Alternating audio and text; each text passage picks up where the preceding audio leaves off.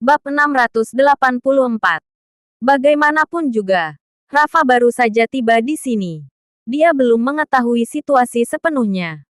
Yosua berpikir bahwa dirinya masih bisa menghindari masalah untuk sementara.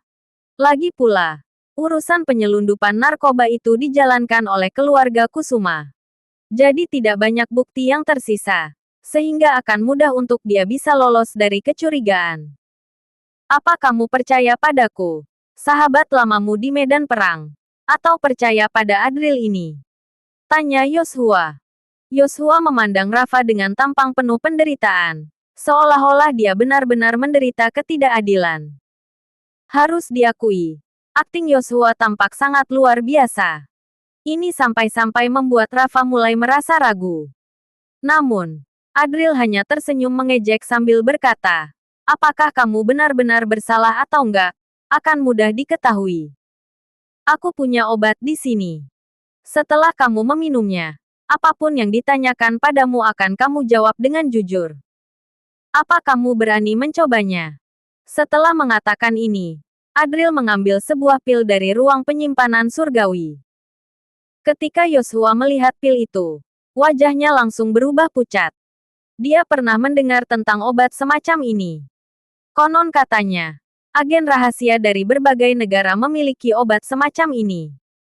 Namun, Yosua benar-benar tak menyangka Adril juga memilikinya. Pada saat ini, Adril kembali tersenyum sambil berkata, "Oh ya, kamu masih bisa tinggal di luar saat ini karena kemurahan hatiku. Kalau kamu berbohong, maaf, kamu hanya akan dihadapkan pada regu penembak." Sementara itu, Rafa yang merasa cemas, menatap Yosua dan Beni dengan tatapan tajam. Lalu berkata, "Kalau kamu memang nggak bersalah, aku akan memberikan keadilan untukmu." Adril langsung melemparkan pil itu pada Yosua dan Beni. Kemudian, dia tersenyum santai sembari berujar, "Kalian dengar itu? Ayo makan saja." Beni memandang pil tersebut dengan wajah pucat. Tubuhnya gemetar ketakutan. Dia tampak memohon bantuan kepada ayahnya. Jika dia mengakui perbuatannya, dia pasti akan mati. Namun, Yosua tampak sangat tegang. Hatinya bergejolak. Pil yang diberikan oleh Adril, seorang dokter sakti, kemungkinan besar memiliki efek yang lebih kuat daripada obat yang digunakan oleh agen rahasia. Jika dia meminumnya, itu sama saja dengan mati. Nggak perlu meminumnya.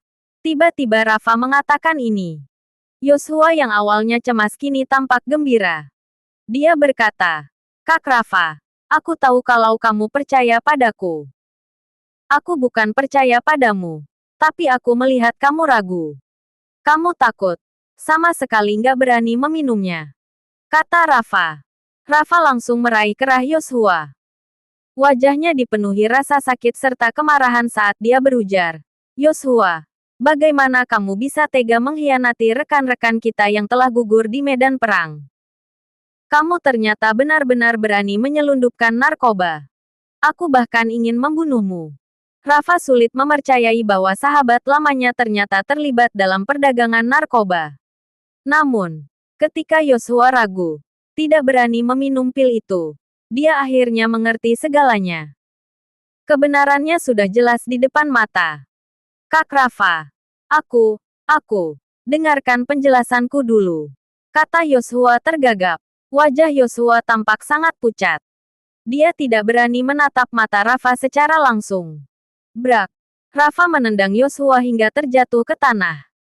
Wajahnya penuh kebencian ketika dia berujar, "Kami berjuang mati-matian di garis depan, bertarung melawan orang-orang Prastia. Entah berapa banyak saudara kita yang tewas di tangan mereka. Sementara kamu menusuk kami dari belakang." Yosua memohon dengan menyedihkan, "Kak Rafa, demi persahabatan kita sebagai sesama prajurit aku bahkan menyisakan tetes air terakhir untukmu di medan perang. Aku nggak seharusnya memanfaatkanmu. Aku sadar sudah berbuat salah." Namun, Rafa tampaknya tidak mendengarkan. Dia menendang Yosua dengan lebih keras, penuh dengan amarah. Yosua sudah terluka parah. Sekarang dia terus ditendang sampai tak henti-hentinya memohon ampun. Apa aku marah karena kamu memanfaatkanku? Aku sama sekali nggak peduli. Yang aku benci adalah kamu telah mengkhianati kehormatan sebagai prajurit, mengkhianati rekan-rekan yang telah gugur. Teriak Rafa dengan mata memerah. Dia memukul dengan penuh amarah. Darah keluar dari mulut Yoshua. Pemandangan ini sangat mengerikan.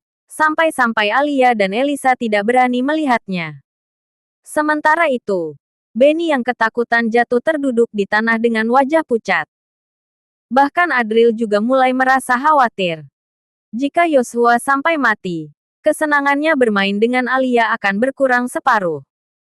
Jangan hanya memukul Yoshua. Jangan lupakan Benny juga, kata Adril dengan santai. Sebagai anaknya, Benny juga harus menanggung sebagian dari akibat perbuatan ayahnya.